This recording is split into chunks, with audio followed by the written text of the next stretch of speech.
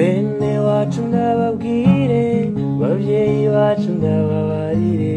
uragenda mwitwararitse umubano mu bantu bene wacu ndababwire babyeyi bacu ndababarire muragenda mwitwararitse ubuntu mu bantu bazobaha agateka eka kabereye abantu nimwagendera neza ubuntu mu bantu nejo bundi ukagira umugenzi ukabona aranyereye uramugarura muyo